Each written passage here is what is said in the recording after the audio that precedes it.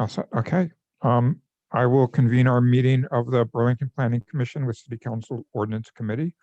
Welcome to everybody who's here. I think we'll probably be getting a few more people, hopefully very shortly, but we do have a quorum, so I wanted to get started. So first item on our agenda is the agenda. Are there any changes or updates? There are none from staff. Okay. Anyone else? All right, then we have our agenda as presented. Item 2 is a public forum. This is an opportunity for members of the public who'd like to speak to the Commission and Ordinance Committee. And normally when we get to this, we ask people who are speaking to short-term rental to hold off. We usually have it placed somewhere else. But if you remember at our last meeting where we took up this item, we had the public forum towards the end of the meeting, and it came pretty late, and we asked the people hold off on their comments if they could until this meeting, and we promised them that they'd have a chance to go first on it so we could hear their comments. So with that, we are welcoming people who want to speak on short-term rentals during this initial public forum. And Megan, I'll turn it over to you to call on the people. Okay, the first person is Ellis McCardle. Thank you. I want to urge everyone on this commission that we must get this right, regardless of how badly people want to be over and done with this. Having been debating for nearly 2 years, it's easy to see that fatigue is setting in, and it's understandable, but we urge you to get this right and not rush any decision just for the sake of wanting this to be over and done with. People's livelihoods are at stake here, so even though it's tiresome, if you're going to play with fire, please approach it with the highest possible level of understanding and with utmost care and consideration for those who stand to lose the most. You won't be moving the needle to where you think it will go with these extreme STR bans. In the process, you will have succeeded in destroying many people's livelihoods and ability to afford property in Burlington, derailing the dreams of many in the process. This is a classic example of 1 step forward, 2 steps back in its most unfortunate and extreme form. The real percentage of STRs to overall housing stock is approximately 1%. Do your proposals provide an equitable and fair solution for a non-existent problem that doesn't affect 99% of the rental market? It's a fair question, obviously, and I would say the answer is a resounding no.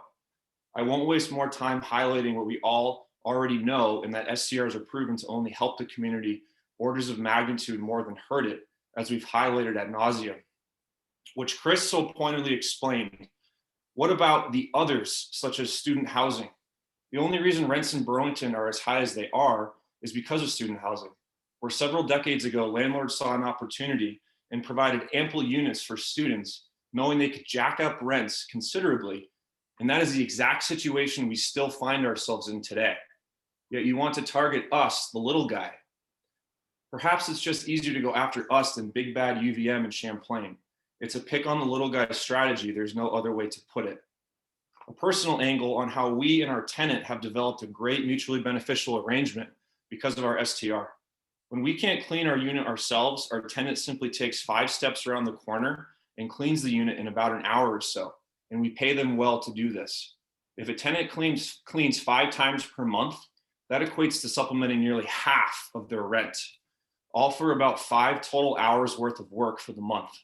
Not a bad deal and a win-win for struggling tenant and struggling property owner alike. Your suggested proposals could inevitably convert our relationship with our tenant from a win-win to a lose-lose, and in the process, effectively double their rent. Weren't these suggested rules and regulations supposed to only help protect the tenant demographic? In our scenario, and I'm sure many others like it, it hurts the tenant severely. Converting to a long-term rental for us would mean we would be unable to make the numbers work and therefore sell the property we were so excited to purchase just a few years ago, having saved for years to buy it. Owning Burlington property has been a dream of mine since I was 21, when my landlord took me under his wing and kept encouraging me to buy property. As an aside, and quite obviously, no, not all landlords are bad, and most are great people just trying to do good. While thinking about paths to ownership and acknowledging severe affordability roadblocks over the years, it eventually dawned on me that an STR in a small unit building is truly the only way for new buyers to ever make the numbers work in the city of Burlington. With your current proposals, Burlington will inevitably be owned and controlled by an ever-increasing percentage of big corporate operations. You will have succeeded in squeezing more and more little guys out of the market. Is that really the diversity in ownership we are aiming for? As we've mentioned countless times, the sheer lack of presence by large landlords and tenants alike at these meetings should speak volumes to whom will be affected the most here and the non-existent threat STRs are posing in their current form. Zero cracks have formed on the surface over these last several years, and our prior statement outlines as to the reason why that is. Cracks need to be shown on the surface in order to take rightful action that is not only responsible, but well-informed, and we've seen absolutely no cracks form. Thus, how can your decisions on this issue be well-informed ones with no data to support them? You are acting still on feel or gut, not hard data. The perception right now is that progressive leaders who do not own property are lending a strong impression that those who do own property must be penalized for doing so. This misinformed view of property ownership is completely warping the city's trajectory, which leads me into the next point, which is that the very STR issue debated here is really not about STRs at all. It is a microcosm of a much larger political tsunami the city of Burlington is facing. It would be more effective to have not wasted time drawing parallels between STRs and the greater political movement in Burlington, but it must, for the sake of transparency and clarity, be drawn nonetheless. There is a stratospheric difference between going after the billionaires as a Bernie supporter myself and going after those who make over $75,000, which is seemingly what the city is trying to do more and more each and every year. Tax more and then tax again with little consideration of a landlord's ability to even pay a mortgage. I heard the word tax about a dozen times last meeting used in conjunction with how best to incentivize behavior. How about this for behavior? Let's propose a progressive politician tax, where if you are a new age progressive in the city of Burlington, you should pay a 15% tax toward the Affordable Housing Crisis Initiative. Only then would you be able to relate to how the new arm of the Progressive Party would inevitably destroy many landlords in this city. Sounds like a ridiculous proposal, right? Well, it's less ridiculous and absurd than most of the extreme progressive proposals currently on the table that the city will be destroyed from if these proposals are enacted moving forward. A renter proposing tax, and more tax on property owners, how on earth can you begin to relate and understand the collateral damage you are so strongly proposing here? We are not all in the same billionaire bucket. Please get this right. Once again, if your desired laws go into effect, you will be directly contributing to more and more corporate property owners present here, as the little guys will be forced out in droves because we can't operate on the same paper-thin margins. Thus, the wealth gap will only grow, not narrow, which is precisely the opposite of what most stand for and the goals here of these STR ordinances in particular. A $7,000 heating replacement mandate, just cause proposals in their current form, a 30% reduction in police staffing. Is this a joke? I mean, are we actually serious here? Impulsive, irresponsible, and ignorant. The city is heading straight for the gutter, and in the process alienating many liberals such as myself, with such gross progressive extremism being more dangerous than it ever has before. I will leave you with just please asking you to answer the following. Do you actually understand what you are proposing and the countless unintended consequences that will come along with it? Thank you. Thank you. Who's next, Megan? Okay, next I have Eric Hanley. Eric, you should be able to unmute. I spoke before, and that was really well said. The big hiccup that I have with everything right now, and he was just saying about the big guy and the billionaires, and on the proposal still, it looks like a duplex is still has to be owner occupied for a host. So you get these 3 and 4, 5, 6 units, and they don't have hosts. So there's more people in those, and you have no hosts. I can't wrap my head around that right now. And you're enabling the bigger guys to stay in business, and you're putting little guys like me and a lot of the committee out of business. So that's one thing that you guys really got to consider. Thank you. Hey, I'm his wife, Debbie, and we're here together. And I totally 100% agree with the first speaker. I'm sorry I didn't catch his name. But, you know, my husband and I have worked very hard our whole lives to try to provide for our children's education and to try to provide for our retirement. And we were not making enough money we were even having a hard time renting this unit prior to us turning it into an Airbnb a few years ago. And to pay our taxes that are only going up substantially every year, and to pay our daughter's education as much as we can, we decided to make this change. And the fact that you can just come and change our livelihood, that we work so hard. I mean, we work 7 days a week and have most of our lives. We weren't born rich by any means, and we're not rich, but we work hard for everything we have. And we spent a lot of money investing in furnishing this property, and we manage it well. We've never had a complaint from any of the neighbors. We've actually used it several times this year as a COVID haven for people having to quarantine from their families to help them out. And for our daughter, was a COVID nurse. And it has a lot of purposes. We actually have a visiting nurse in it now. So I think you really, like the first speaker mentioned, you really have to think about what you're doing to so many people's livelihoods. And there are so many benefits that I think that Airbnbs have to offer versus people just having options of a single hotel room. We have families that come for graduation and multi-generational when people can be together again.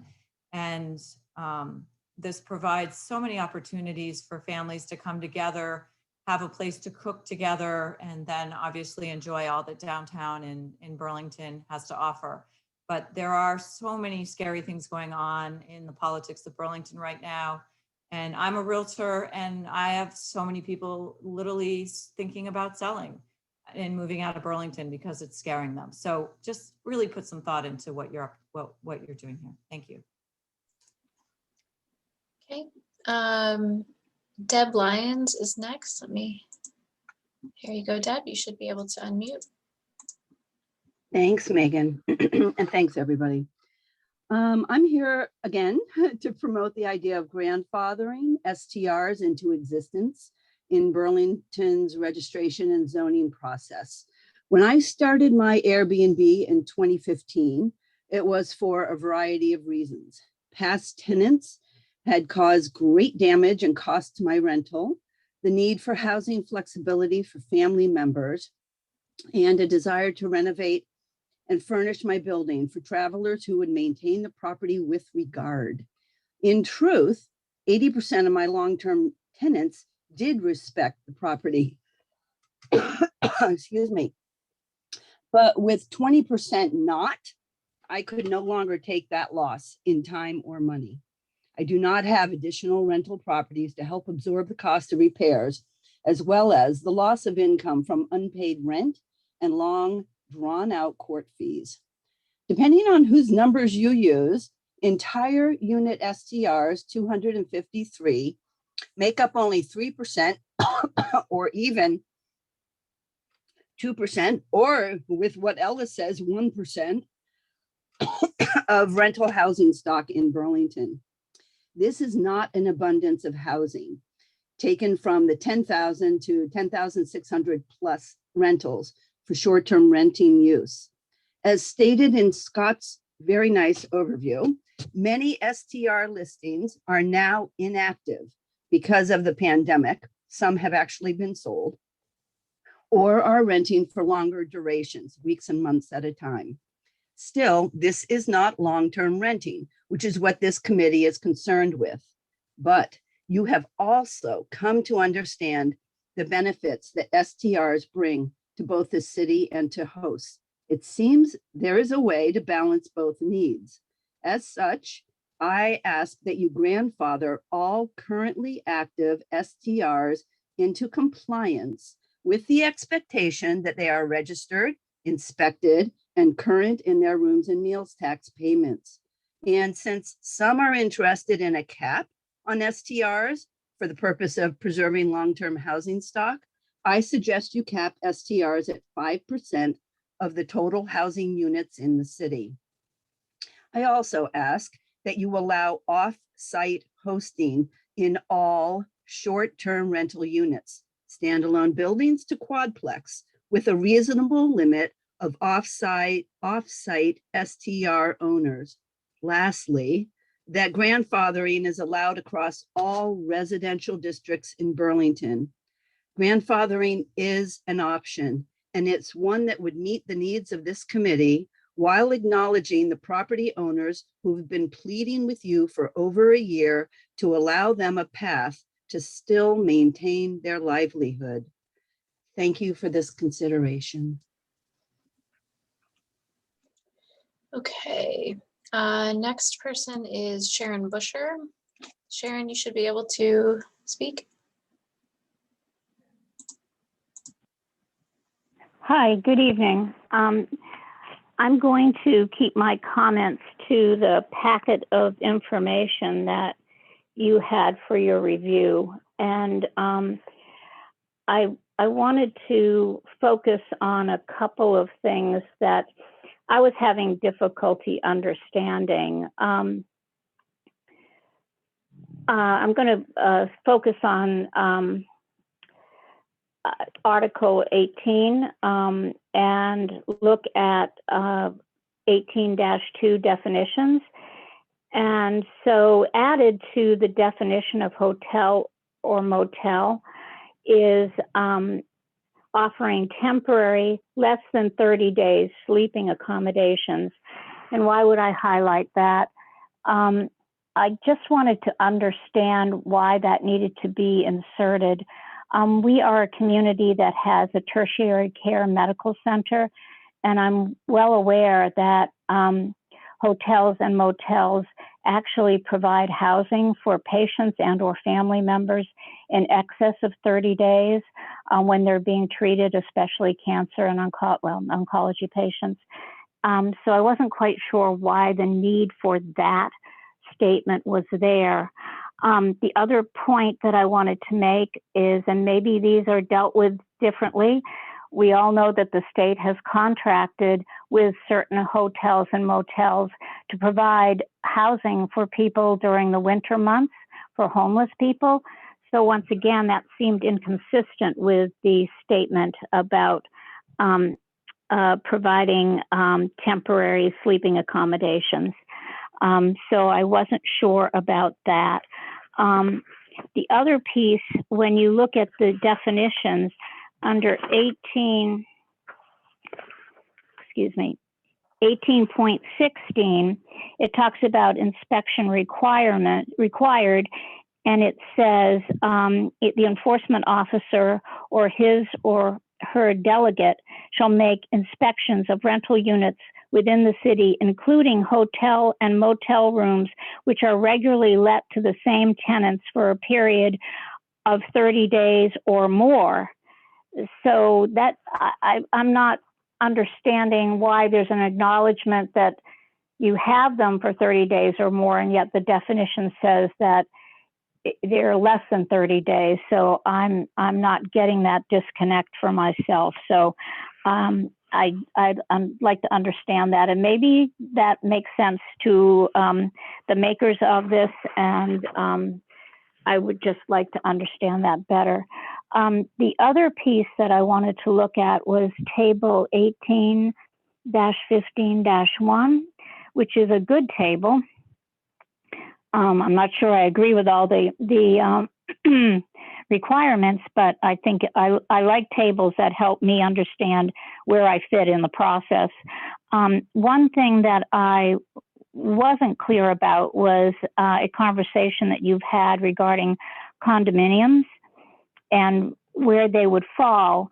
I think that condominiums can be a large building that is made up of condominiums that is owned by one individual who rents those condominiums out, either long-term or short-term, versus condominiums that are bought by individuals. I see those two as different animals, and I'm not sure that the requirements should be the same for both. I see the condominium that's individually owned more like a single dwelling unit. So I wasn't sure where the joint committee was going to land on that, but I do think there is a distinction. I like some of the speakers that spoke about, I think that my limited, I was here for the first 4 meetings, and my listening to the people that came before the committee at that time was that, yes, there's a variety of scenarios out there, but I didn't really want to harm the small investment property owner. It seemed like I felt like they do more good than harm. They provide housing, oftentimes long-term, and sometimes short-term. And I wanted to be able to understand what works, what makes it work, because I think we understand one of the goals is to provide enough financial income to keep people in homes. We don't want to force people out because of an inability to pay their taxes. We want to keep good property owners. We want to keep good tenants. We want to be able to provide housing for everybody. And we don't want to be in the business of forcing people out. Unless they are not good neighbors and don't do business well in Burlington, then we need to hold them accountable. So I'm just concerned about some of this ordinance as it relates to those distinctions that I've made. The last piece had to do with, and I'm well aware, there's another person that probably is going to speak about grandfathering.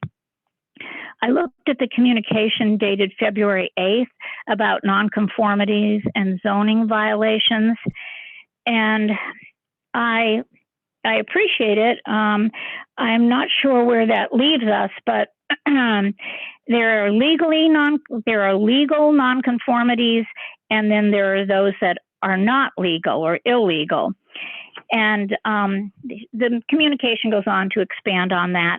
But at the very last sentence, it says, therefore, if the committee remains committed to this approach, there is not a mechanism for enabling either illegal or legal nonconformities under Chapter 18. So when I read that sentence, I thought, well, what about the people who have gone through a process? They're legal nonconformities. They're not illegal. What about those individuals? Are we then saying that they can no longer do business? What are we saying with that statement? That's one thing that's troubling to me, and I would like to understand that more fully, because I think that should be problematic for everyone. Anyways, thank you very much. Good luck tonight with your deliberations. I'll be listening. Thanks. Okay, next speaker is Lucas Jensen.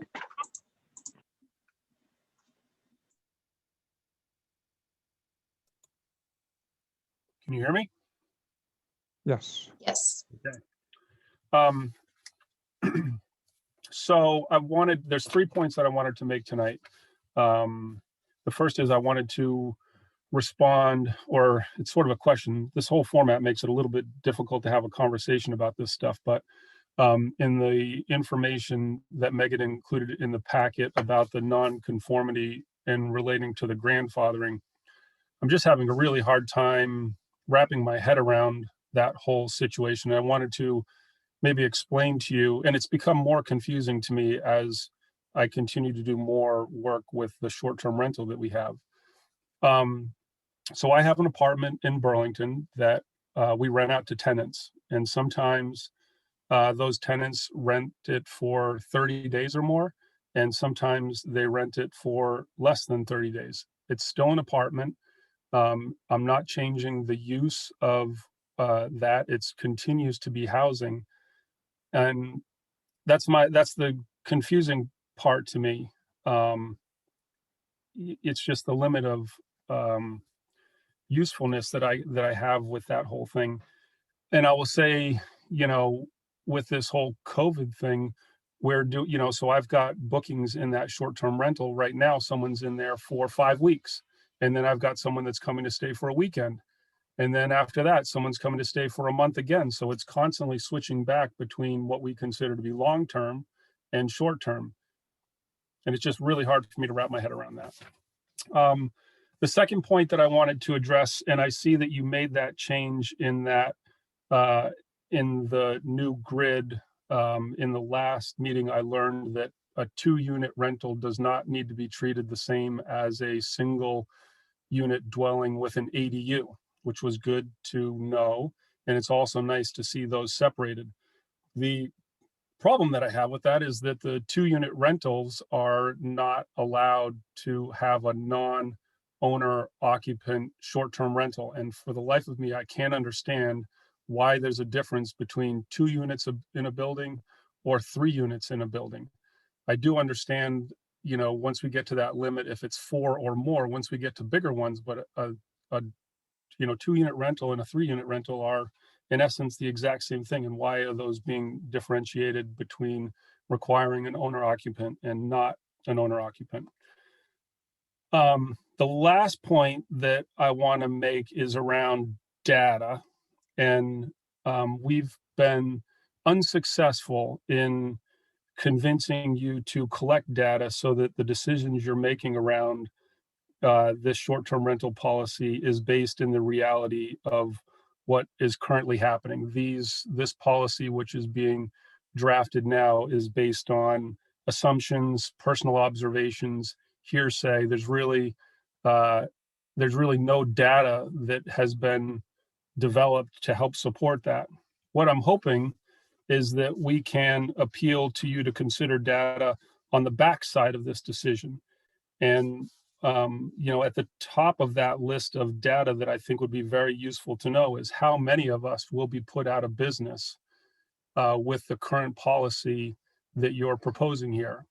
I will tell you right now that I will be one of those short-term rental owners who will be put out of business if it passes or moves forward as it currently is. How will those decisions impact the rooms and meals tax that the city currently is collecting? And is that an important amount of money to the city? What will property owners do to make up for the lost income if they're no longer allowed to participate in the short-term rental market? I can tell you that so I'm one of these small-time landlords. I have a few buildings in Burlington. We operate one of these as a short-term rental.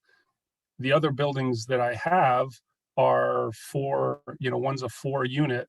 In order to make up for that lost income, is I will probably I'll convert one of those units in my 4-unit building into a short-term rental to help make up for that lost income.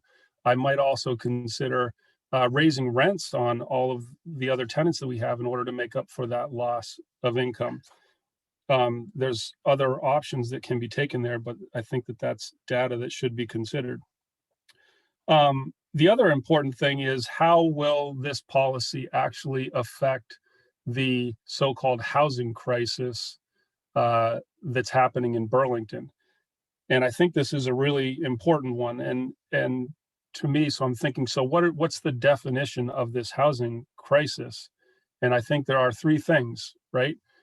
Really expensive rents, lack of availability of places to rent, and also expensive housing. And this is where the discussion thing's kind of hard, because maybe I'm missing something there, but I think that those are sort of the 3 things that define the housing crisis in Burlington. The question is, around the data side of things, is how will this policy, which you are proposing, affect those 3 things? Will rents go down? Will tenants have more choice of properties to choose from when they're looking for a place to live? And will it be less expensive for me to buy a home to live in Burlington? I would argue that they don't. What I can tell you, and I've said this when I've spoken before, is while this policy won't impact those things in the housing crisis, what it will impact are the small business owners like myself who rent properties in Burlington, and that will have an immediate effect on my livelihood and my ability to continue to operate as I am in the city of Burlington. And I will leave it at that. Thank you. Thank you. Okay. And our last speaker is Amy Magyar. Thanks, Megan. Good evening. I'd like to take a moment to bring to your attention the powerful statement Deb Lyons just shared with you in regards to the small percentage of short-term rentals compared to the housing stock, and her ask to consider grandfathering in current hosts. The goal has been to keep the number of short-term rentals down, but not reduce what already exists, because it's actually quite a small number. And it got even smaller during 2020 when many short-term rental hosts that we talked to have completely gotten out of the business because COVID did the one thing that every city in the country wants to have happen, which is to reduce the number of short-term rentals. Well, it worked. The thing is that I believe by grandfathering us in, those of us that are current hosts, non-compliant current hosts, and let me just pause there for a second. I'm non-compliant because my 2-bedroom, 1-bath didn't have 4 parking spots in it, even though I had a 4-car driveway. Many of you have heard me tell the story about my parking. I can absolutely park 4 cars in my driveway, and a B&B would require that. But because at the time, stacked parking was not okay, I was not able to be a B&B. By grandfathering us in, and we can prove how long we've been in business for using all of the tax records that Airbnb shares with us and then shares with the city, we can ensure that there's a cap on short-term rentals moving forward, but also allow hosts to afford to stay in their homes. And this last part, I just can't say this enough.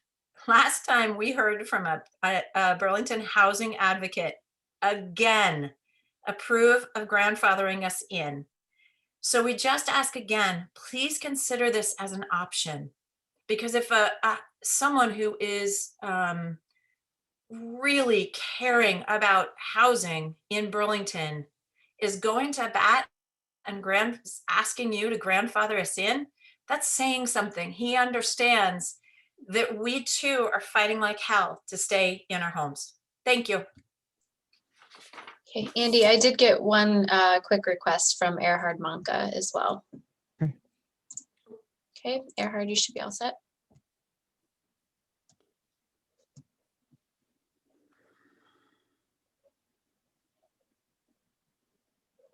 Erhard, can you unmute yourself? There you go. Thanks, Erhard Manka, 60 Grove Street. Thanks for the opportunity. I hadn't planned on commenting.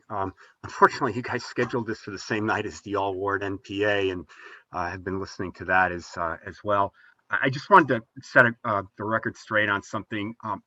Folks who don't think that this has an impact, that short-term rentals have an impact on the housing affordability crisis in Burlington, I think are sorely mistaken.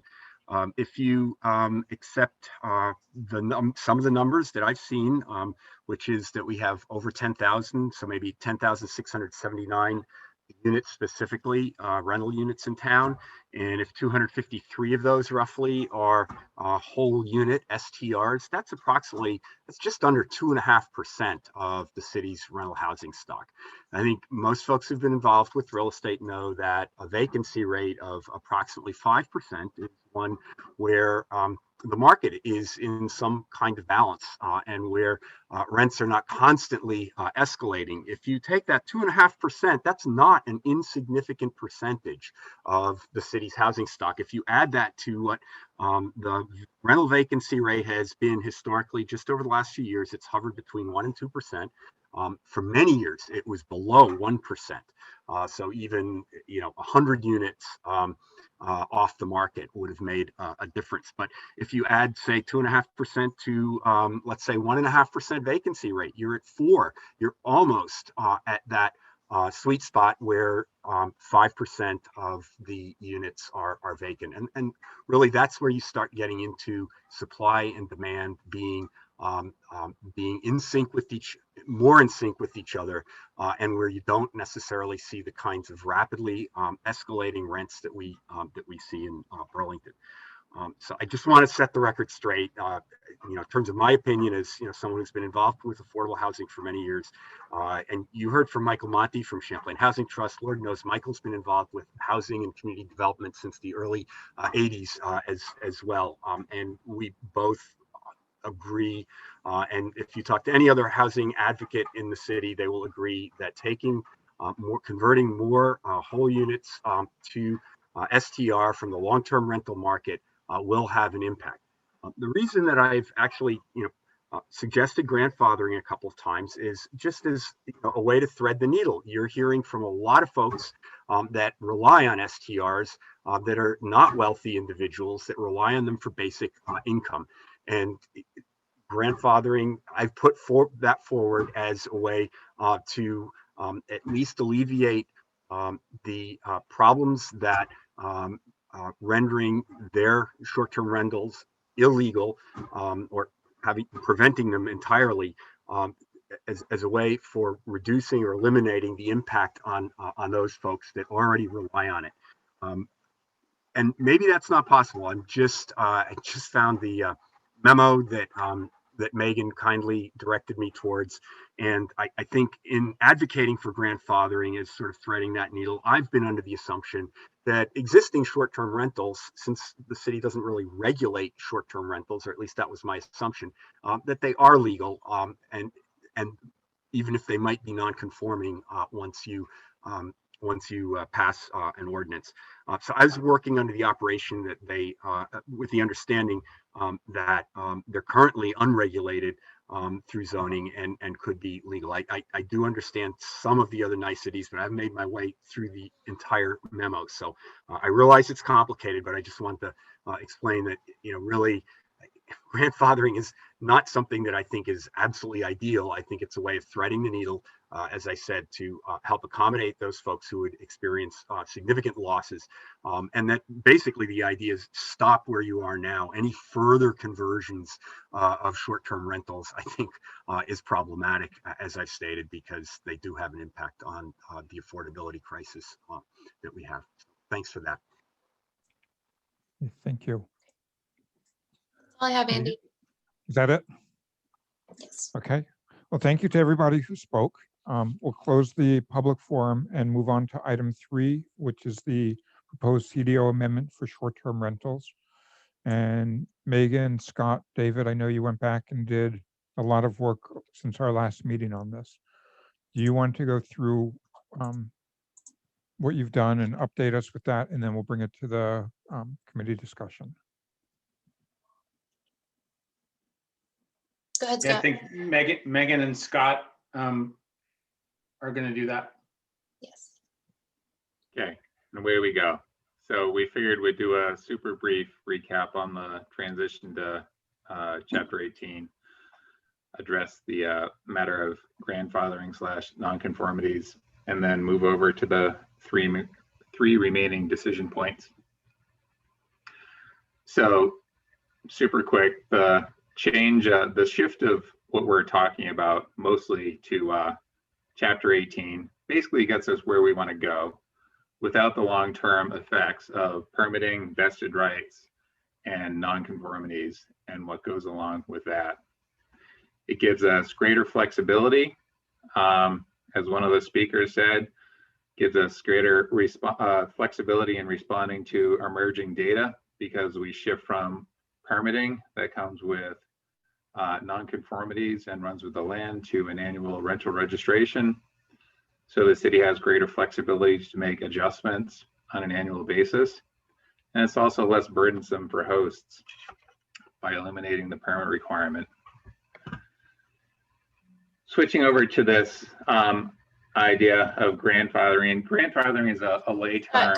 Could I interject really quick and just mention that the documents that you have in your agenda packet actually reflect 2 different pieces of the city's ordinance now. This was the case before, but you'll see a bulk of the ordinance language used to be proposed to be part of the city zoning ordinance, or the CDO.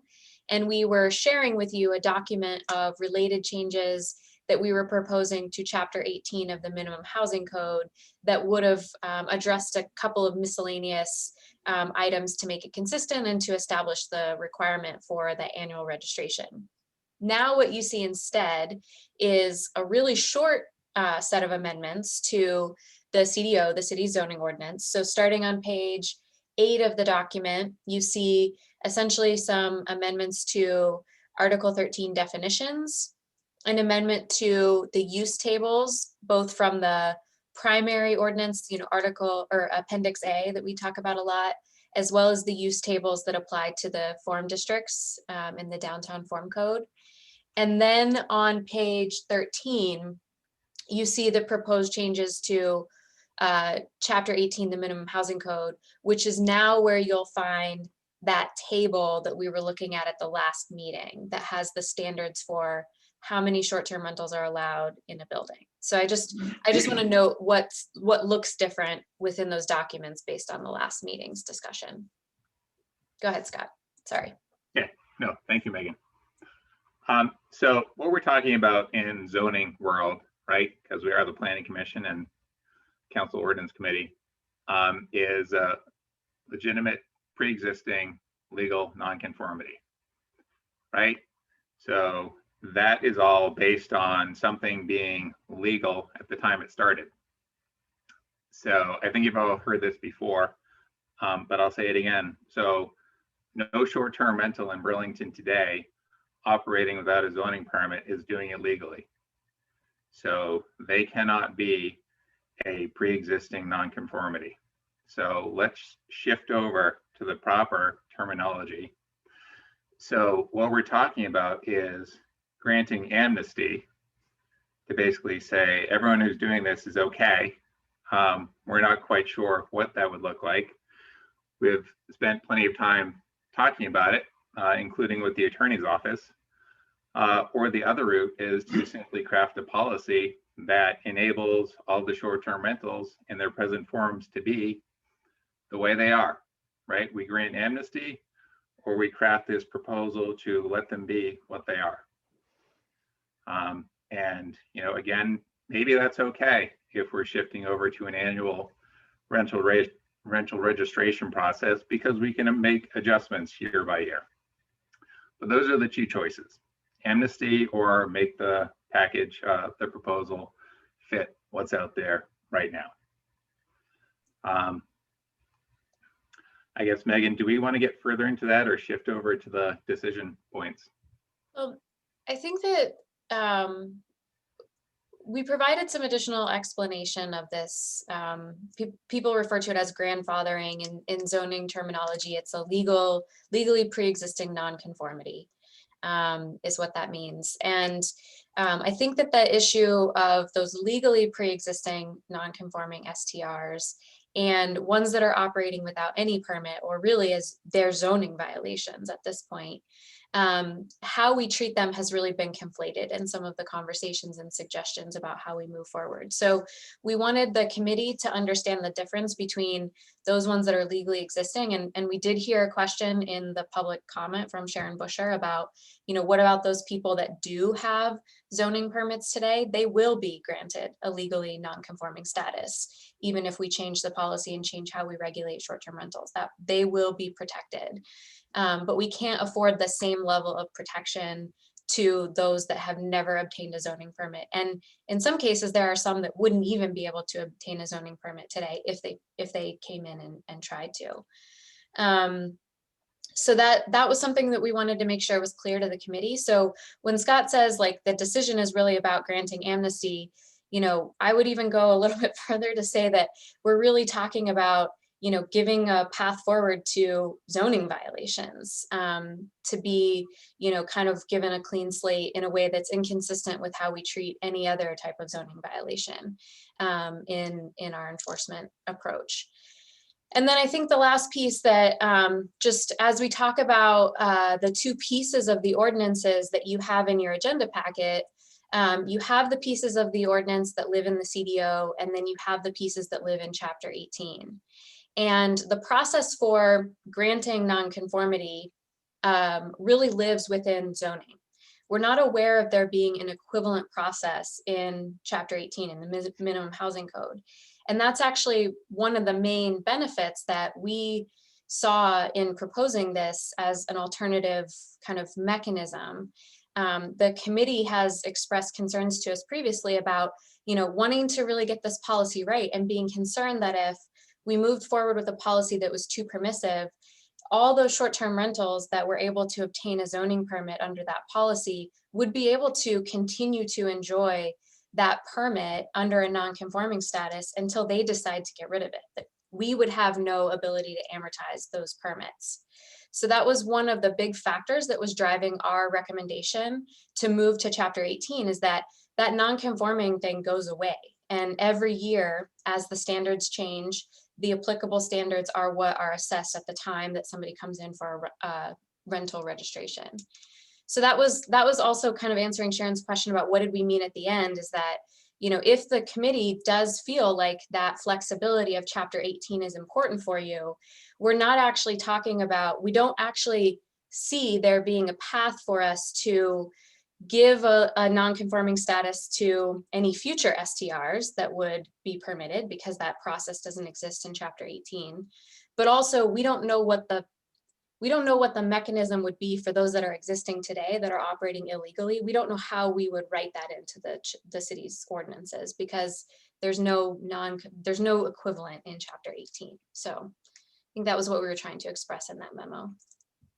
Right, so Megan made an important point there, but I'll just say it again, that a number of folks have received zoning permits for these, and they would actually be a pre-existing legal nonconformity in the event that the regs change such that what they're doing is no longer allowed. Offhand, what's currently in the proposal would not have that effect on folks who actually have permits now. Erhard mentioned that we're not regulating these. We have regulated these consistently through the city's zoning code, without getting too far into the weeds, where a use isn't specifically identified in the zoning code.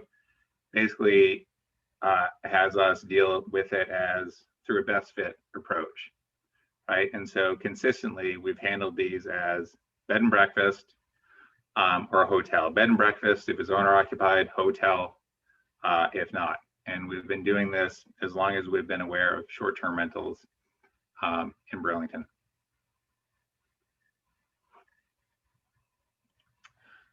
So Andy, we can move over to the 3 remaining decision points. I can clip through them, the 3, and then defer to you as to getting into discussion for each one.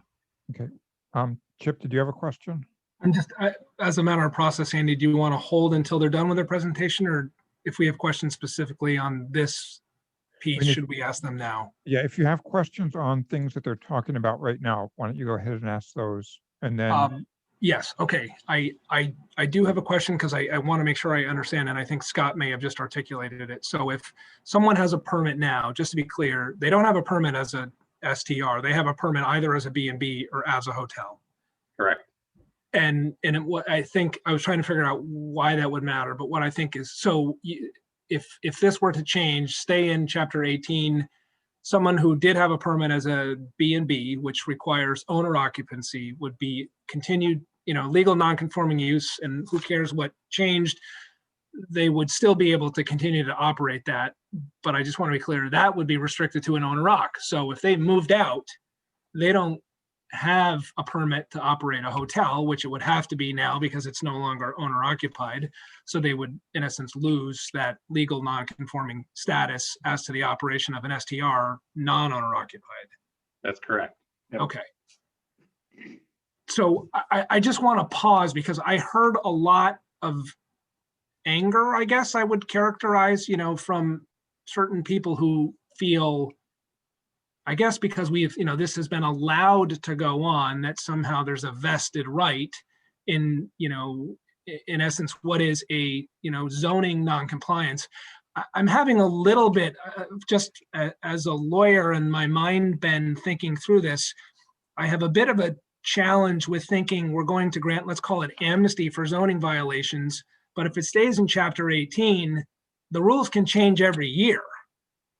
So I'm sort of trying to figure out what does that like look like from an amnesty? We're going to say like for this specific violation, you get a free pass forever, but anyone else, you know, you may fit in the right bucket today, but if we decide, or the next council or someone decides it was too lenient, we're having too many STRs, we're going to have to tighten, you know, the regs, we're going to cut out, you know, that there will be people that will be negatively affected by that. So I have a bit of a concern that we're opening a Pandora's box by if we were to go down the path of, in essence, granting amnesty for a violation. If we're going to go down there, my own view is like, we need to, you know, modify the standards so that it doesn't apply, you know, across the board. Not, you know, it doesn't apply except for those people that, you know, were not operating in compliance as of the date of this. That's just my view. Otherwise, I fear, I don't know how either, you know, the administration or future planning commissions and councils are going to deal with this. So that's just my thoughts on it. And that is a tension that we had a concern about at a staff level as well. You would be allowing a path forward for zoning violations, but precluding kind of a legal non-conforming path for people that would establish themselves in the future, legally in the future. And within chapter 18, because you could change the rules as frequently as you wanted to, you know, it becomes even more of a rat's nest because there is no legal non-conforming status that's conveyed. You know, the only place for any form of amnesty is to grant, you know, a period of time where everyone who's out there operating has to come into compliance. That basically saying, we're not going to enforce this until some date certain to allow everybody to then be able to come into compliance. But the whole question of amnesty, I think is a serious challenge in both worlds, zoning world or the housing world. And, you know, it raises a whole bunch of other kind of questions and issues about all kinds of other violations that are out there. It's like, well, geez, why are we allowing for these things to continue, but we're not going to allow for those things to continue? Thank you. Alex? What is the number of properties that are currently permitted, the STRs? Wasn't it like 40? It's a few dozen, Alex. I don't have the exact number offhand. Thanks. Well, Scott did mention that 29 of them have received notices of violations, and most of them have been resolved by coming in to actually get a permit for an Airbnb or for a bed and breakfast. There might be a couple of others that came in not prompted by a zoning violation, but it's a very small number. Thank you. Emily? I'm curious, it seemed like Scott's recommendation to put this into the minimum housing school code was a good one. If we wanted to allow flexibility to have non-owner occupied Airbnbs, because then if we got that wrong, we could change it in a year and there wouldn't be, we'd have some control over that. It seems like once we've gotten into the discussion on the commission that we're not really going that direction. And looking at the chart, it seems like, you know, 1 unit requires the host residency, 2 units requires the host residency, and then I recall from our conversation last meeting that there was discussion of just not allowing it at all over 3 and 4. So I'm wondering if we need to put it into the minimum housing code, or if the sentiment of the committee is just, let's just require owner occupied, then we don't have to go that route. So I'm not sure about it. The parts that you're reading, Megan and Scott, correct me if I'm wrong, but the parts that you were just reading are in the minimum housing code. They moved it over to that. Right, I understand that, but what we're calling for, I don't think needs to be in the minimum housing code anymore, because what we're calling for is going to require owner occupancy. So it's not going to grandfather anybody or allow any amnesty for anybody. So I'm not sure what the benefit is. Somebody explain to me, what's the benefit of having it in the minimum occupancy code if the direction that we're going in is requiring owner occupancy. Because So if we you take away change owner the, occupancy? if you change the regulations going, or find a need, desire to change the regulations going forward to narrow the scope, however that manifests itself, you have all of these legal nonconformities that are allowed to continue in perpetuity. And you actually make them more valuable because they're a rarity. Right. Going forward. So by moving all of this to chapter 18, we eliminate that kind of carryover, and you're able to fashion the rules either tighter or looser. I get that. And what the outcomes you're seeing and how you want them to manifest. I get that. Emily, if I can, I want to explain a little bit also why I'm very supportive of having it go into the minimum housing codes. And this is stepping back a little bit and looking at the bigger picture on this. If you look throughout our zoning code at all sorts of different issues, it provides very basic requirements, in terms of zoning, of what you're allowed to do, what you're not allowed to do, with very basic concepts of the details behind it. But it really doesn't get into that level of detail, like in our minimum housing codes for renting apartments. Most of the apartment rental provisions are not in zoning. It's just unworkable to have that level of detail put into zoning.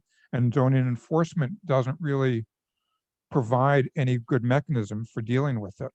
Zoning enforcement is, you need to send out a letter, a 10-day, I think it's a 10-day notice, where you have to come into compliance in 10 days. And then if you don't, at some point you get fines. And then if nothing happens, ultimately you go to environmental court. I mean, the whole process of enforcing our day-to-day activities is really not what zoning is about. Zoning is about the long-term use and long-term issues. And so many of the concepts that we have in zoning lays the foundation for it, but the details are found, whether it's in minimum housing code and building codes and all sorts of different places. And as we were going through the STRs in zoning, it's a level of detail, as I said, that you rarely find, I think, in zoning. And when Scott came up with saying, this really belongs in minimum housing code, in my mind, that was exactly right, because that's where those level of details are found. You don't put them in zoning, that is almost so difficult to enforce. You put it in a mechanism where you actually can enforce and can deal with it. And on those level of details, as David was saying, you can change them and update them. And it's a much different process than doing it through the zoning. So when you're asking, what's the benefit, to me, not only is it what David was saying, but to me, it's a much more fundamental benefit, which is that's where these kinds of codes belong, not in something that's so difficult to implement and so difficult to enforce as zoning. So, but the minimum housing codes are based on inspection, right? And the inspections happen each year or every 5 years. Is that correct? It's not just based on inspection. There's a whole series of requirements in minimum housing. Inspections may show whether people are complying with them, but the registrations say, here's what you're allowed to do.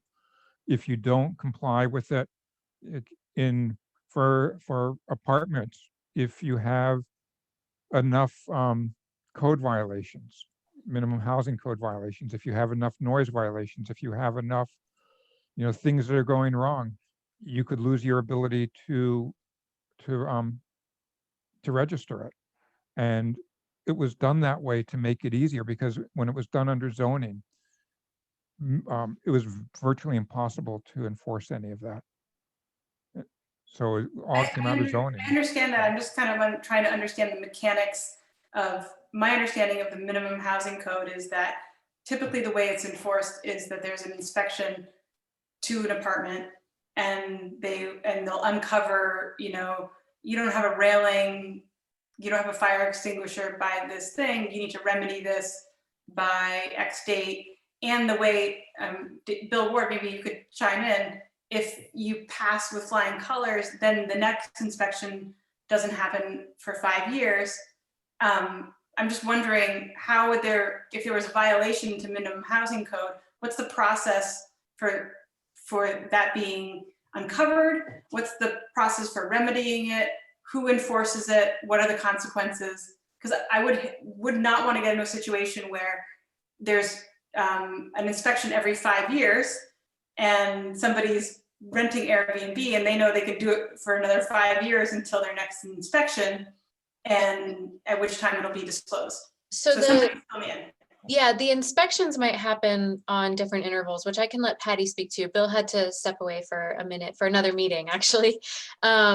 But the rental registration process still happens every year. And so there are basic requirements that would have to be satisfied in order to get the registration in the first place. So things like if the host is required to live on the property, you know, something to certify that that's happening, the limit on the number of units on the property that can be short-term rented.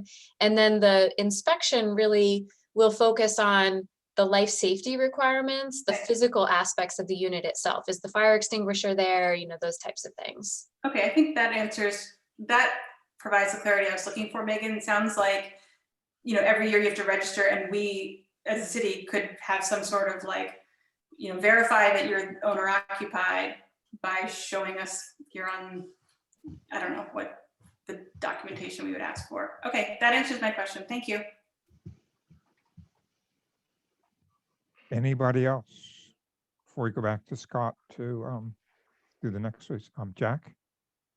Yeah, I had a different question, a little smaller, but I think just a refresher for everyone, going back to the exchange between Alex and Megan about those that are compliant at the moment and do have, and Megan, you said that, you know, some folks have been issued a violation or a citation and have come into compliance. Can you just refresh the committee, because it's been a long time, on sort of what it takes to, you know, to be classified as an Airbnb, and why is it that seemingly that's not a huge challenge for some, but is considered kind of a non-starter for others? Can you just refresh us on that?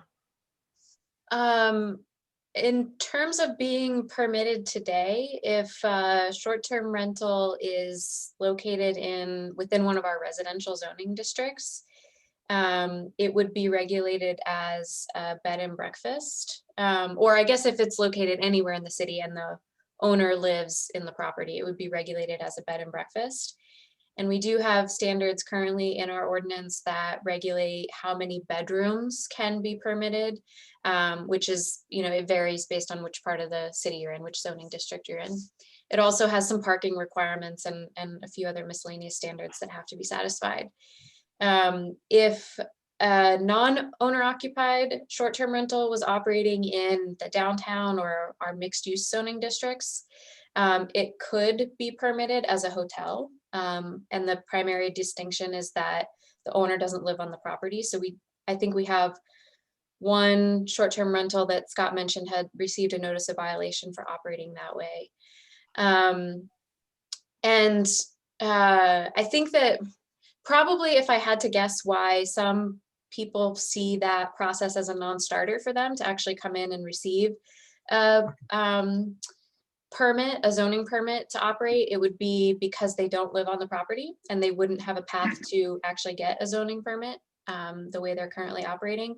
Or as somebody mentioned before, it could have been, you know, a parking requirement or something else that the property wouldn't satisfy all of the details associated with a bed and breakfast requirement, for example. Particularly if it's not owner occupied and it has to be treated as a hotel in order to be permitted under zoning, then it can't be in many of the residential districts. So that would be a factor for several of these as well. Yeah, in my experience, the most frequent problem is in the folks who have approached me about getting a permit under today's standards. The most frequent problem has been they don't live there. Parking has been a problem a few times, but by far they don't live there. They don't live there, and the process and sort of burden of becoming a hotel is just far too great. Or it's not be an option. Or it's not an option depending on where it is. And then for the folks that do live there, in terms of becoming a bed and breakfast, the parking issue and is the main one that comes into play? It has come into play several times, but most folks have been able to get approval. For the ones that have received approval, either, come in voluntarily to get a zoning permit or came into compliance as a result of a violation. But there are a number of short-term rentals out there that are operating that I don't really know what has been the barrier. I think some people have explained that, our ordinance isn't clear in terms of the fact that we would necessarily consider short-term rentals as a bed and breakfast or as a hotel. But I think there are some people who just, they perceive that they don't need to get a permit and therefore have not done so. Okay. All right. Thanks. I know that was kind of a square one question, but I just thought it would be a helpful refresher at this, since we're so deep into this process, at least 13 months in at this point with these joint committee meetings. So I appreciate it. Sure. Just a clarifying question, because I've been texted by a few different people that are listening. On the legal nonconformity and the impact of moving this, regardless of whether it stays in 13 or moves to chapter 18. What I thought I heard Scott and Megan and Kim confirm is if I have an existing permit, let's assume they're all B&Bs, not hotels, regardless of whether we keep this in 13 or move it to 18, nothing we do now will take away their legal non-conforming use. That's vested as a matter of right. Am I correct? That's correct. Okay. That is correct, as long as they keep doing what they're doing. Exactly. Permitted. The hypothetical I gave before, if it's no longer, I sell the building, it's no longer owner occupied, whoever bought it and isn't living there no longer has a legal non-conforming use because it's no longer owner occupied. Thank you. My other question, which sort of gets to Megan's piece of, I think there are a number of people who maybe, may qualify as a B&B, but have, for whatever reason, haven't marched in and obtained their permit. If they're on this call and they're listening and they think they qualify, why wouldn't you march into City Hall tomorrow, apply for your zoning, for your permit to operate as a B&B, and then your now you have a legal non-conforming use. 645 Pine Street. Yeah, Right. I mean, we've had questions from people from time to time that said, actually, people who were not operating a short-term rental in a way that would be allowed today, that said, should I try to come in and get a permit today? And I've kind of said, like, that's not my advice to be giving you, but there's nothing stopping people who are operating short-term rentals the way that they would be permitted today under our zoning ordinance from doing so, from coming in to apply for a permit.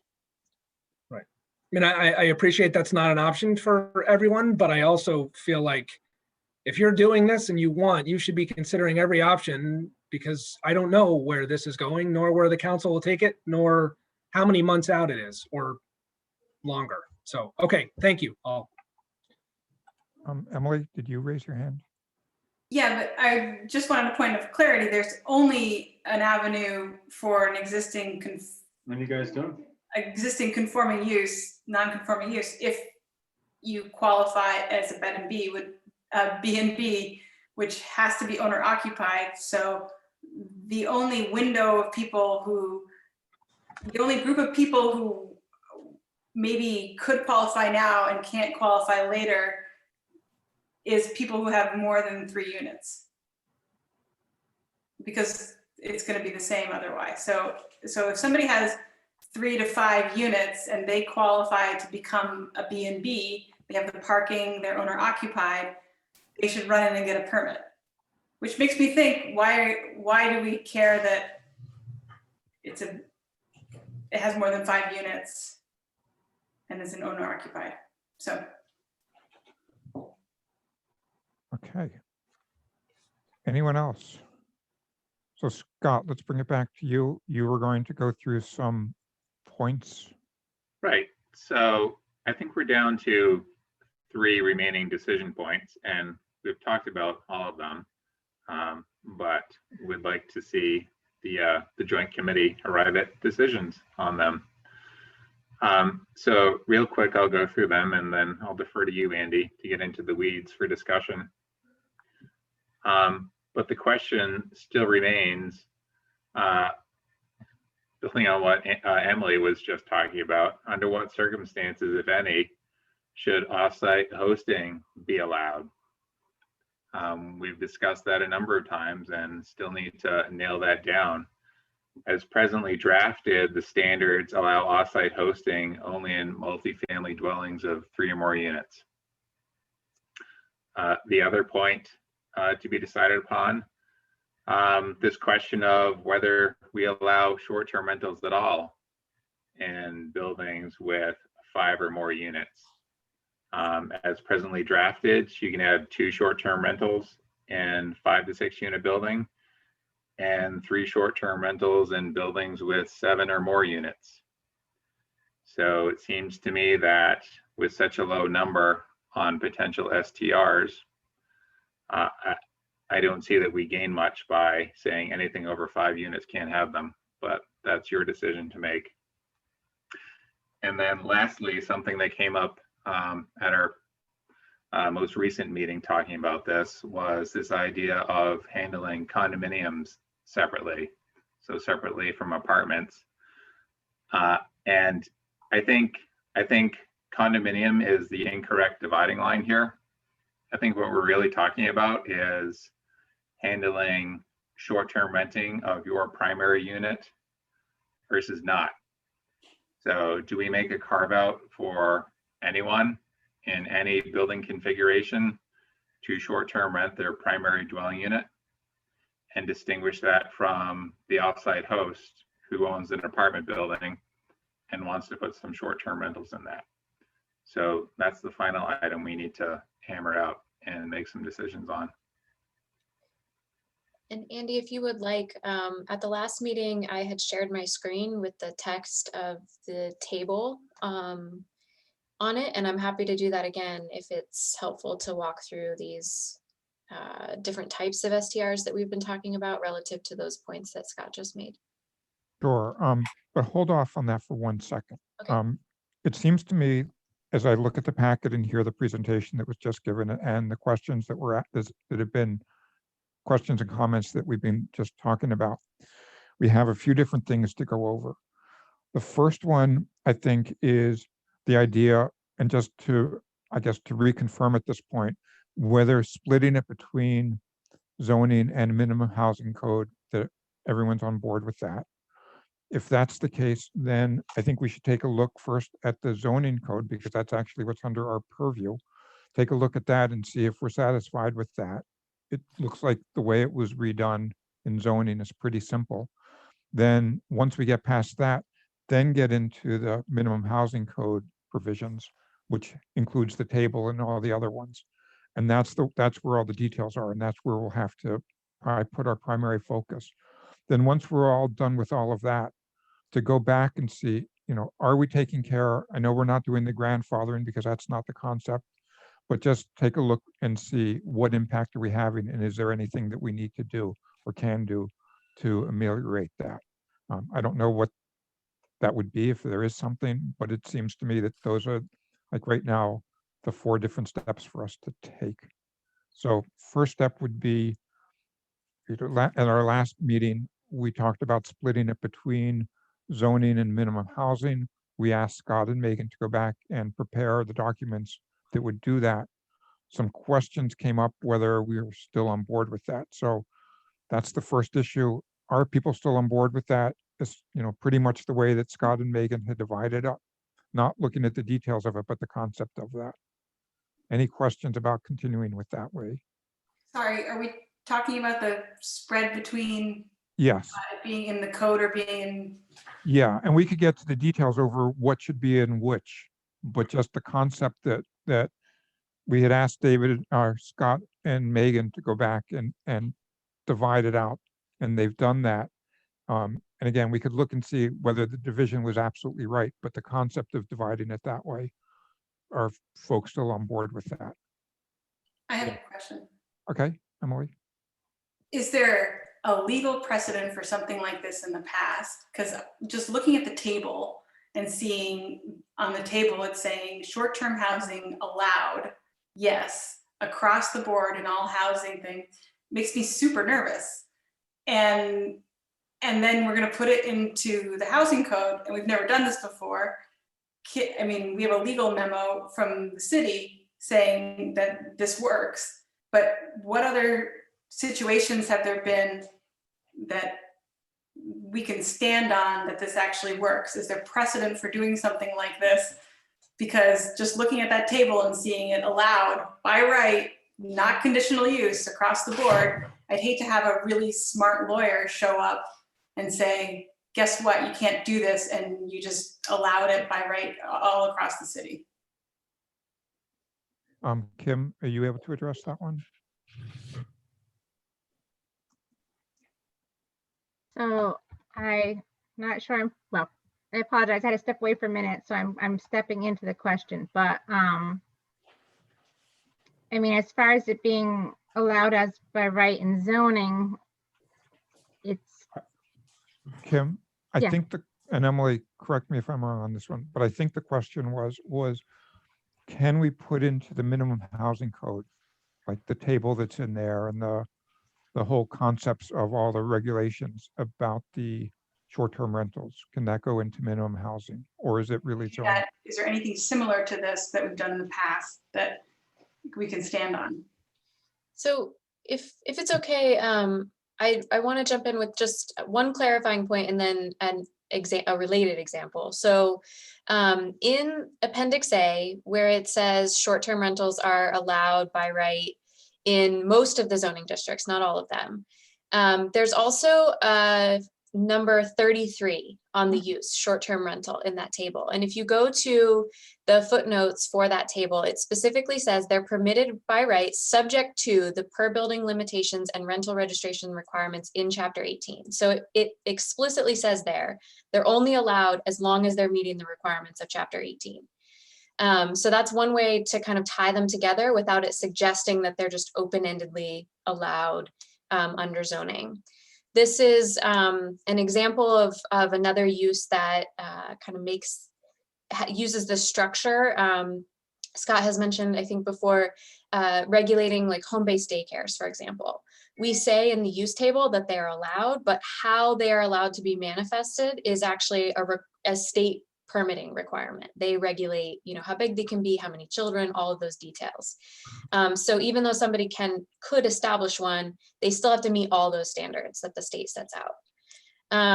The other reason that that's useful in terms of putting that yes or no into Appendix A is to establish where they cannot be, where short-term rentals are not allowed.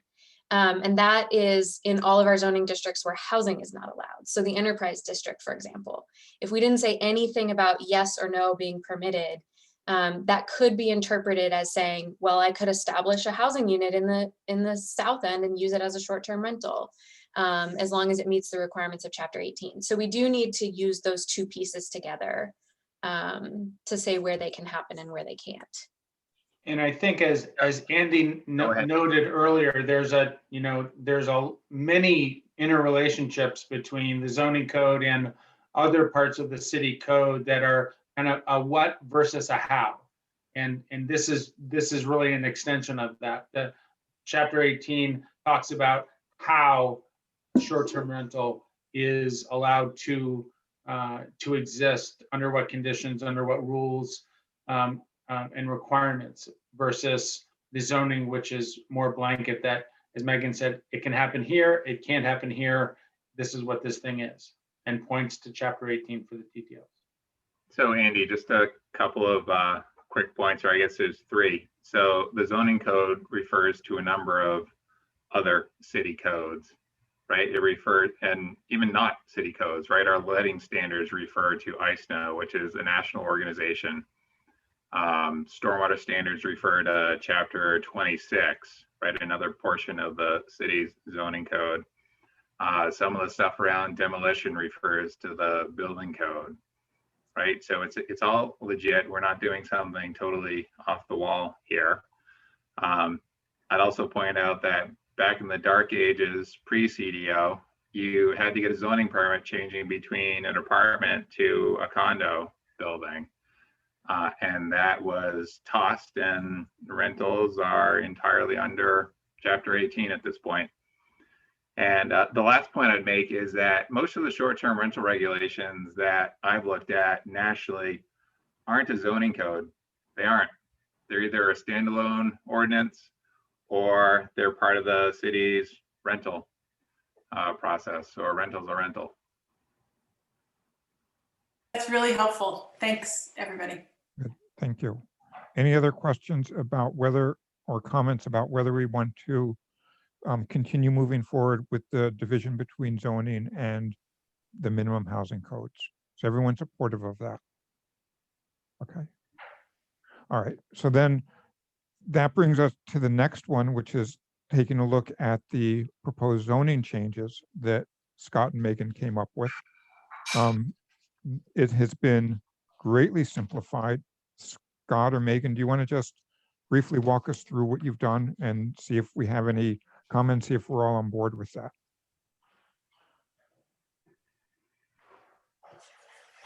Megan, do you want to touch on this, or do you want me to? There's not a whole lot different in the table. Yeah, I think sure, I can walk through the zoning. So I mentioned at the top of the meeting that the zoning amendments start on page 8. We continue to maintain a definition of short-term rental in here just because we need to create that linkage between zoning and Chapter 18. And the definition remains the same as what you've seen before.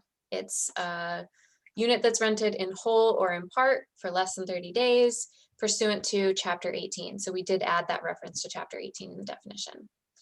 I think Kim has noted that we might want to add a little bit of language further to it to recognize that it's subject to rooms and meals tax, just to make sure that it's consistent with other parts of the city's laws as well. And then the only other change under Article 13 in our definitions is, we still want to advocate to the committee that we simplify our definition of lodging. We have a couple of different definitions: hostel, hotel, inn, or motel, and there's not a clear distinction between why one is considered one thing versus another thing. So we just want to simplify it and create one definition for lodging that clearly distinguishes it as the kind of hotel, motel, inn, hostel, manifestations that we're all very familiar with, and does not include short-term rentals. Zariah? Yeah, sorry. And this is just, I stepped out for 5 minutes. Did we go through the decision-making points for February 9th meeting, or are we coming back to that? And I just missed, or did I miss it in those 5 minutes? We're walking our way through, but we're starting with the zoning versus minimum housing, which we're all on board with. And now we're looking at the zoning code specifically. And once we're done with the zoning code, then we'll move to the minimum housing. And that's where we'll be stepping through the questions that Scott asked. Okay, just didn't know if we were going through the packet in order. So I wanted to make sure I didn't miss it. Thank you. Sorry about that. No problem. So then Appendix A on the next page just reflects what we were just talking about, indicating that short-term rentals are allowed where housing is allowed and not where they're not allowed, and adding that footnote that again refers to Chapter 18, and also replaces in the use table, makes the same changes to the definitions for hostel, hotel, motel, and replaces it just with lodging. And uses the existing hotel motel standards as the standards for that new use.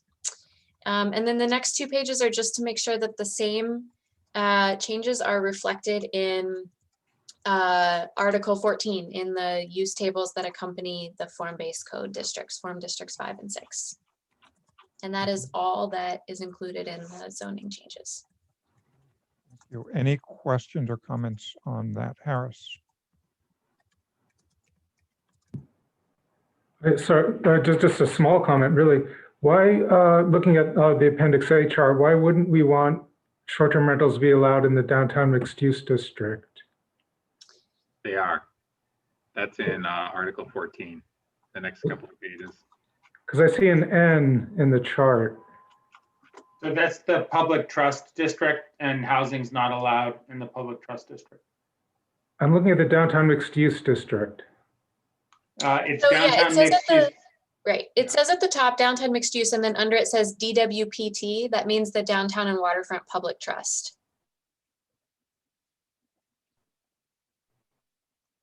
For the downtown, the use table is in chapter 14. Okay. Any other questions, comments? At this stage, and we can always come back and revisit before we're done, but at this stage, we satisfied with the zoning changes, not the, look again at the minimum housing, but the zoning changes. I'm not hearing any comments, questions. Okay, so I think for now, folks are satisfied with the zoning. Zariah?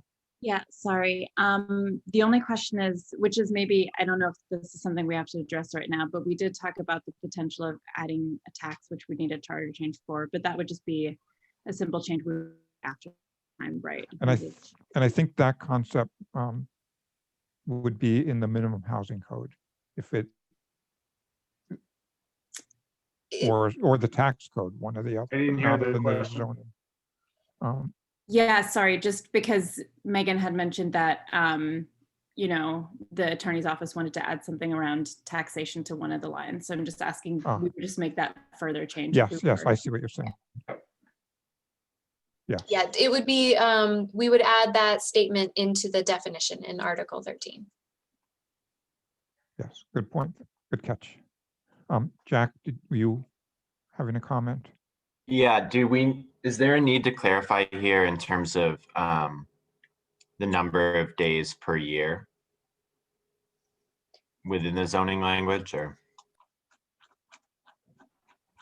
I don't think so, because we're putting the host occupancy requirement under 18, and that boils down to living there for half the year and demonstrating with your homestead declaration.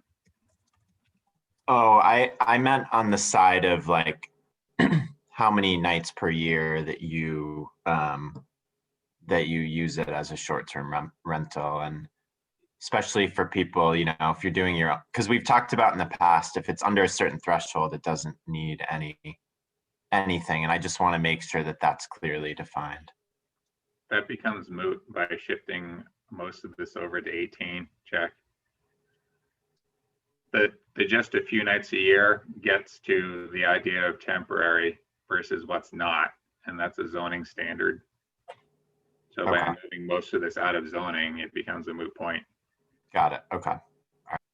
And the reason why we've never talked about like limiting the number of nights is just that the only standard that we've put in place is as long, in certain circumstances, as long as it's the host primary residence, and that is defined. Right. I just want to make sure that there was clarity around. I'm blanking on what the number is right now, but you can do Airbnb a certain number of nights per year without even touching regulation, essentially, was my understanding. It sounds like that's still the case within your own primary residence. Under the zoning code, less than 30 days in a year doesn't need a permit. But we're saying now you don't need a permit anyhow. We're deferring mostly to 18.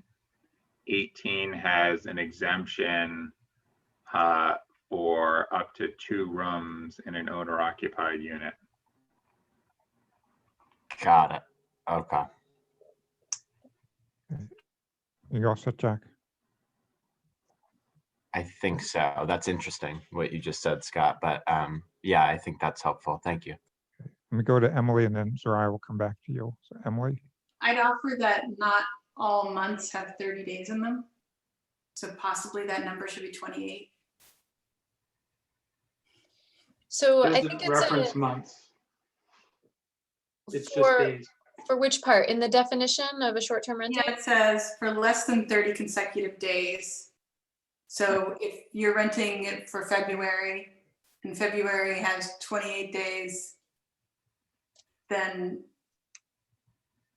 you wouldn't be able to, it would be considered a short-term rental even though you're renting it for a complete month. Yep. So Yeah, that threshold comes from the state short-term rental. So we're looking to be consistent. We actually okay, that's fine. 18 to be consistent. Okay. All right, Zariah? Yeah, and I had a question on that, which I should maybe save for when we go to the other questions, but I think I was definitely hoping to go for some of the more stricter things on the decision-making questions, but hoping that we would have, which I think we talked about a little bit last time, but I think I didn't fully understand that would not, is if we could have some kind of higher bar for, you know, if you're trying to short-term rent your apartment until, you know, June 1st or whatever the rental period is, if there is some allotment of days that we can give, or if this just makes that really difficult putting it in 18. So let me just try and close out the zoning code, and then we'll move on to 18, and that's a good question to bring up. Anything else on the zoning code itself? Okay, so it looks like we're good to go with the addition of the, making clear it's subject to the rooms and meals tax. So we'll close out the zoning, and now we're on to the chapter 18 for the minimum housing code. And Scott had a few questions on that one, and Zariah, let's just pick up again what your question was, just so we don't forget that. Whether there's a minimum number of days that, in essence, the Article 18 doesn't even apply. Is that what you're asking? I guess it's just, we had discussed last time, I think, going for some of the more strict things like not allowing and requiring owner occupancy and things like that. And we had thrown out and I remember Megan, you had an answer that was like, that would be, or like, I think you had basically said that it's not applicable under Section 18. But if there's a possibility of saying you can rent for, you know, 60 or 90 days without, even if you don't qualify under the other buckets, even if you're not owner occupied or so on and so forth. And so.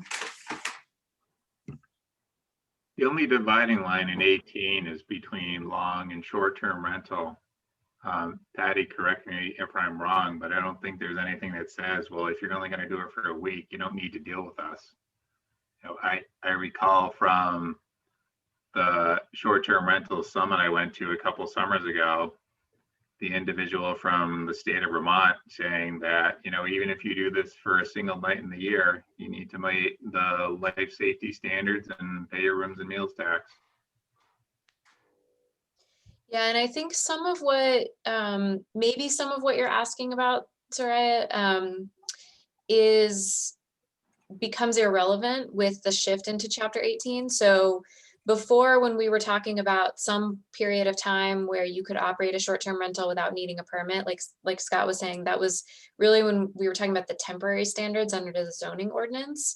And since we're saying, as we shift into chapter 18, that you don't have to get a zoning permit regardless, that becomes irrelevant. And so it's a matter of, you know, just meeting the requirements that would be in chapter 18, or that would be a state requirement for taxation, for example.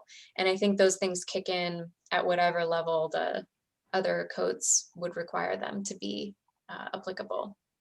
Right, and it would be hard for us to say, when you register, fine, but you can only do 90 days. This only qualifies you for 90 days of the year, because there's no way to.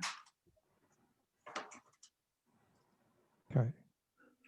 So Scott laid out some of the questions, and I think your three questions, Scott, all really relate to the table that's on page 16 of the packet. And the three questions were, you know, is offsite hosting allowed? Should STRs be allowed in buildings of 5 units or more? And what about condos? So let's take those and let's deal with the table. And then once we're done with the table, we can go back and look at the other pieces of the minimum housing code. But I think these are really the core issues come up in this table. So first one is offsite housing allowed at all. And the way that we talked about it at our last meeting that's reflected in this table is for single detached buildings and for duplexes, the owner is required, the host is required to live on site. And for anything above that, the owner was not required to live on site. And this is actually, I think, probably the place where we're getting the most comments on from the public, particularly the single detached dwelling and the duplex, where they're asking that there be more flexibility than requiring the host to be on site. So that tees that up. Emily. I recall from our conversation last meeting that we were talking about just not allowing any short-term rentals for units over 3 or 4. I remember specifically over 5.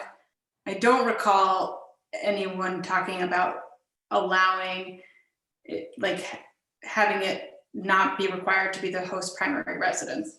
So I think that this, my recollection of how the meeting went, this doesn't quite represent it. It's almost like we didn't get to that part of the conversation yet, unless I'm misrecollecting. My recollection is that we posed that question, but I don't know that we closed it out. Yeah. So I do think it's, for me anyway, still a relevant topic for discussion of whether we would allow that, as well as the question that Scott raised about owner occupancy.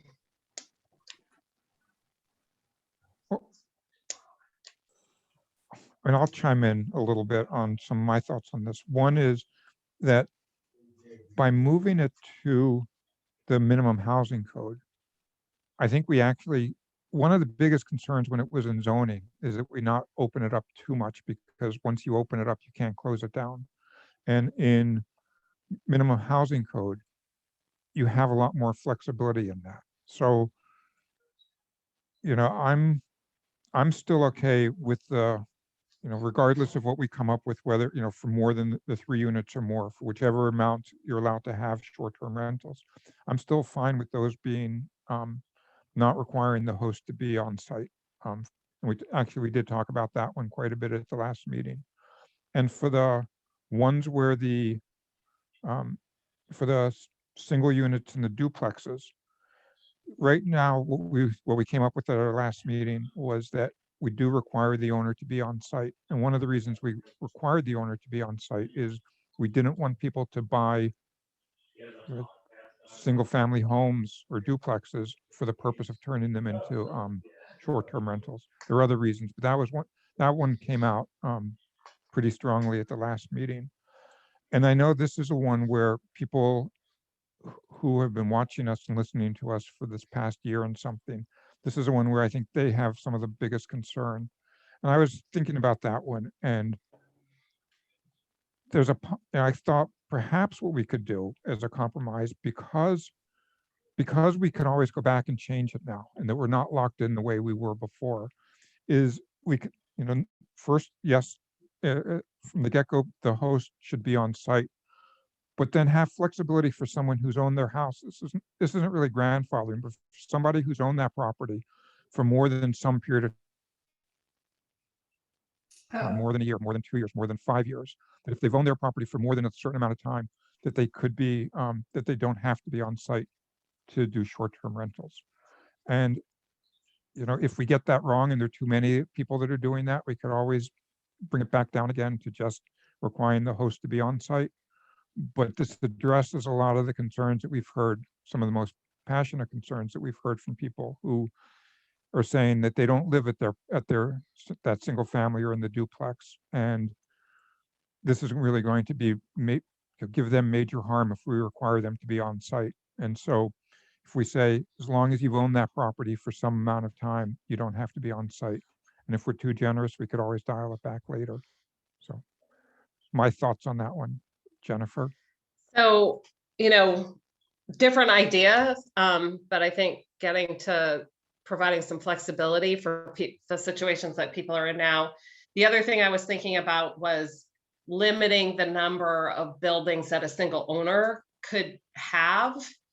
and use a short-term rental. So like if they have, one property in which they're doing that, we'd allow it, but you couldn't do more than one, for example, or two, so that it would sort of prevent a single owner from converting multiple properties into ones that allowed for short-term rentals. So that was another way that I was thinking about this as well. Like, could you limit the number of properties that a single owner could do this with? I'll just say one of the challenges with that is a lot of places can be owned by a single owner. They just create some LLC or corporation, and so you never really know who owns it. I was thinking about that as well, but I talked with Megan some about that, and it just seems like trying to track down who's an owner could be a nightmare. I think the concept that you're coming up with, to me, I like it, but it's just you can't tell who's an owner and who's not. Good. Jack, and then I have Zariah, and then Emily. Yeah, I like that concept too, but obviously if it can't be implemented, then that's fair. So yeah, I've been clear that I don't believe, or I do believe that we should require the host to live on site, but obviously this process, and we're here as counselors to kind of give our guidance and input, and that's what I'll advocate for when it comes to the council. I obviously don't have a vote here, but I guess I would say to the committee, I do think that it's a little bit sort of backwards the way that it's written right now. Like, if you do want to require in some situations and not in others, it seems contradictory to a lot of the conversation for the large properties to not require, but then for the small to require. That seems very contradictory to a lot of what I've been hearing throughout this process. The 5, 6, 7 or more units, those are pretty big ventures versus, a lot of the folks that are calling in and what folks seem to be more sympathetic to of sort of these smaller situations. So to me, I'm still kind of very confused about being more lenient with these larger properties. And yeah, I just don't understand that. But again, my perspective is to require it, across the board. Zariah?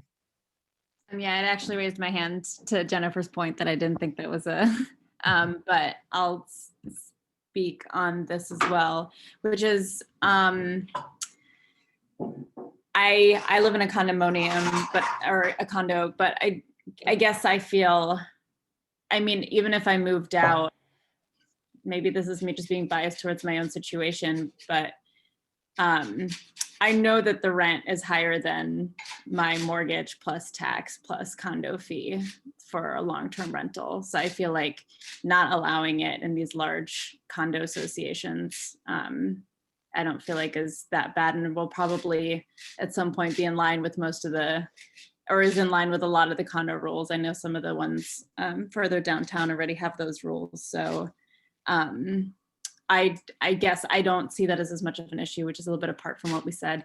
And then on some of it, I'm a little bit torn because I was really hoping that we would have kind of a longer leeway period, that if you're, doing it for less than 60 or 90 days, it would be a little bit more flexible. So if you really just have that time period when maybe you're gone or something else for, our older folks who sometimes leave during the summer. I think I do agree. I've never really liked the idea of we're preserving our neighborhoods that have single dwelling units and duplexes, and making sure that has to be owner occupied, but somehow allowing a lot more in some of these apartment complexes. That just feels really oddly classist to me in ways that I don't feel comfortable with.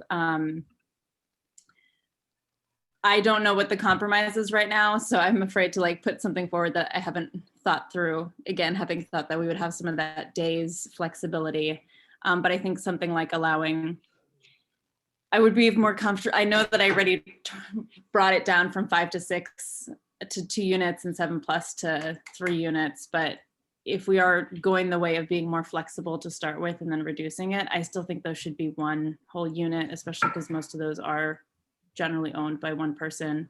Or if they're a condo, I feel like it's generally in unit is my So I quick think, thoughts on owner occupied versus not. Go ahead, Megan. apologies, I think my video froze there for a second.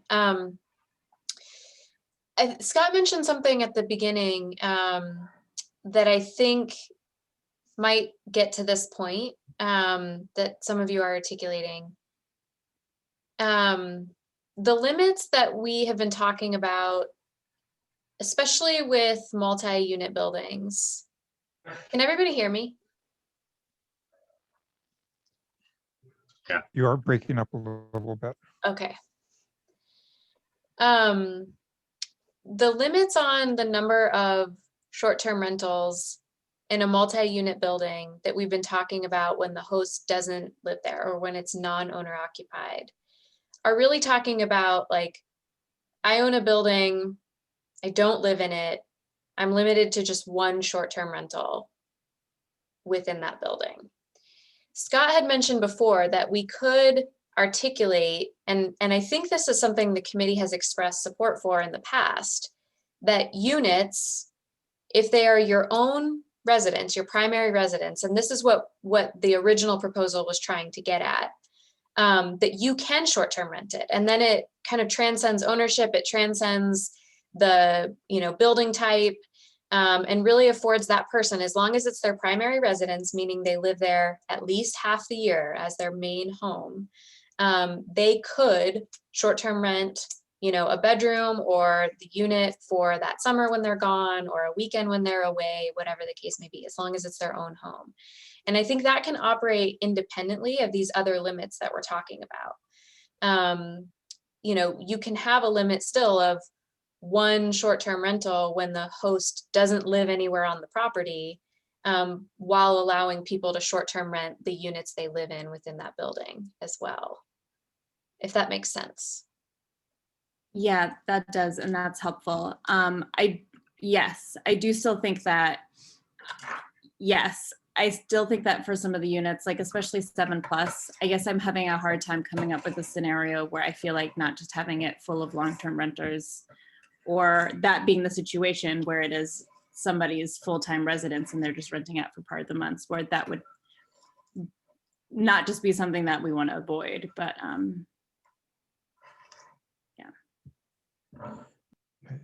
Emily, and then I want to come back to you, Megan, and follow up with what you were just saying. But Megan, or Emily, you were.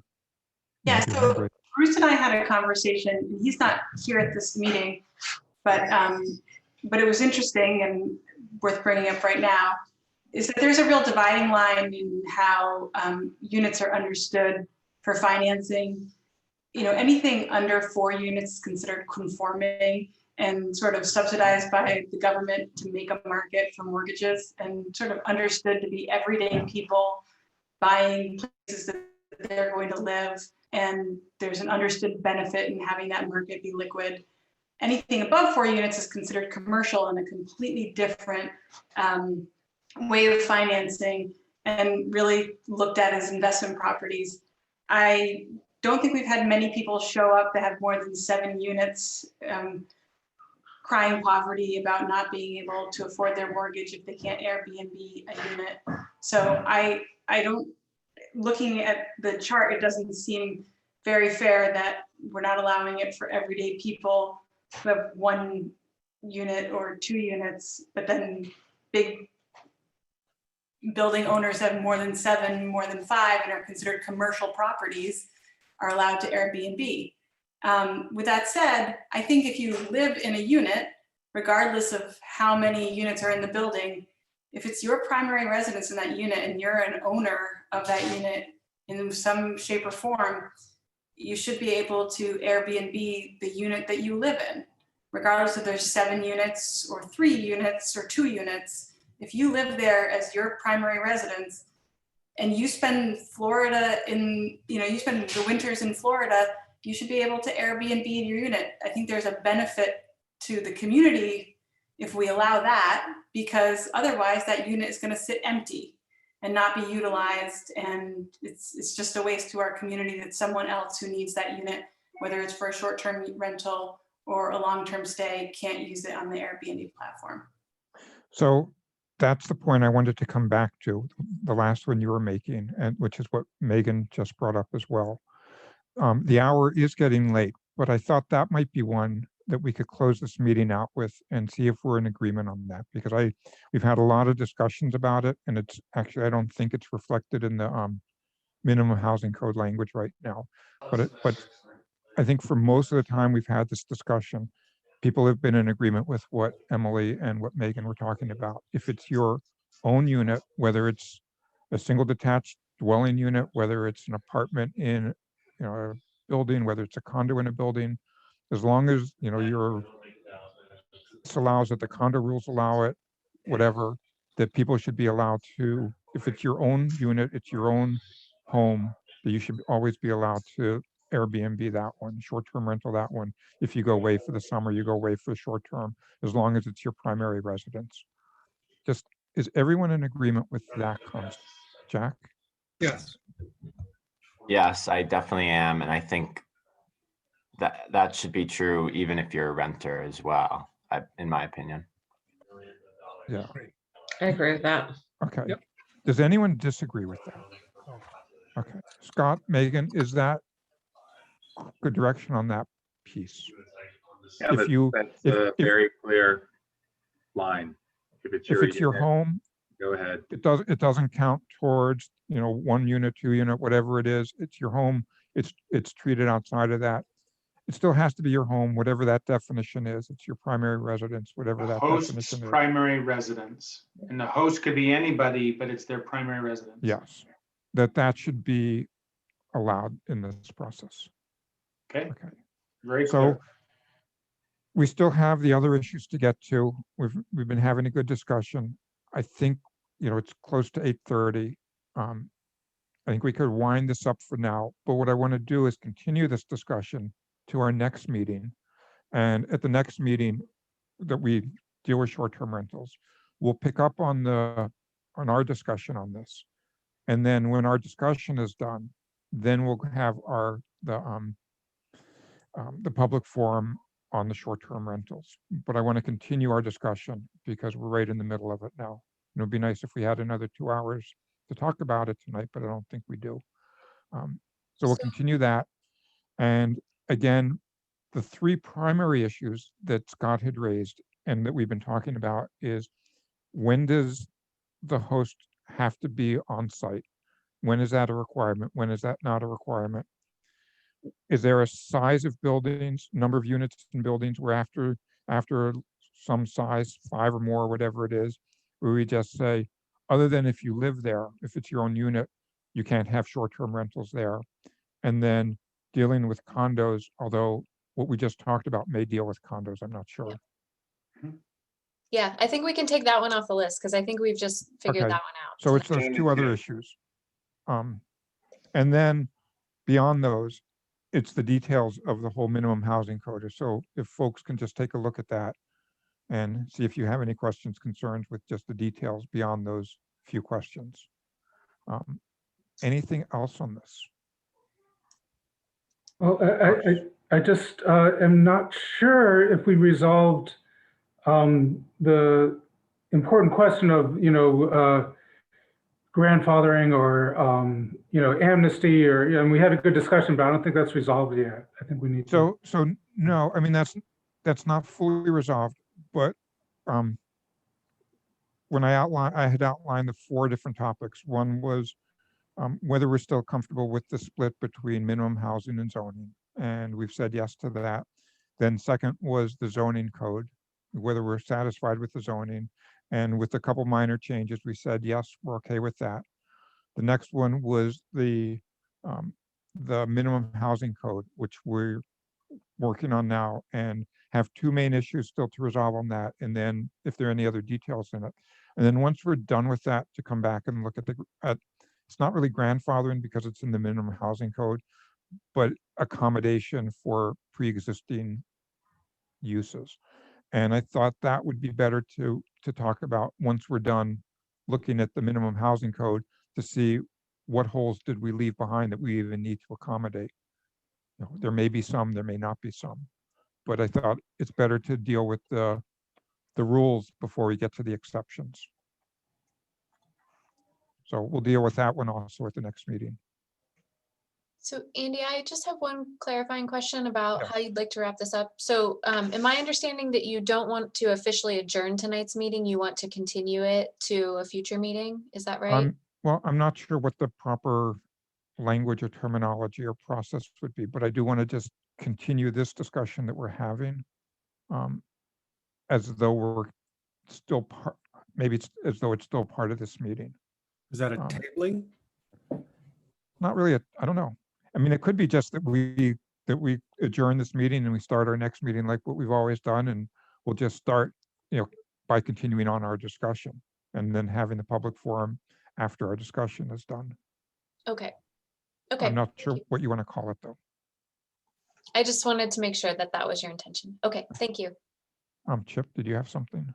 Well, I mean, I think it is a new meeting. I mean, I think if you wanted to continue it, the difference would be there'd be no requirement of having a public forum. But if your intention is to have one, but have it at the end, I think that's your prerogative to schedule the meeting. Yeah. It's just the next meeting. You want to pick up where we left off, though. Exactly. And it's important to have the public forums, but I think it will be important after we've had, especially important after we've been able to finish our discussion. Right. We're actually responding in part to the public forum that we just heard. Yeah. And other prior comments, but I think we need to finish our discussion. Thank you. Yeah, Chip clarified what I was trying to understand. So Anything else? All right, then we'll close out this item. Thanks to everybody and thanks for all who came to speak to us tonight on this. Item 4, our commissioner items. Our next meeting is February 23rd and the one after that's March 9th. Megan, do you know when this one would be on our agenda again? yeah, I was going to ask the counselors who are here if March 9th would work for you, 6:30 on March 9th. We already have our agenda set for the February 23rd meeting. But if you could do the March 9th, that would be my thought at this point. It'll be fine with me. That looks like it could work. Seen lots of nods. Okay, great. So we'll do it then. Good. Any other commissioner items? All right, then we'll move on to item 5, which is minutes and communications. We have minutes from the January 26th meeting.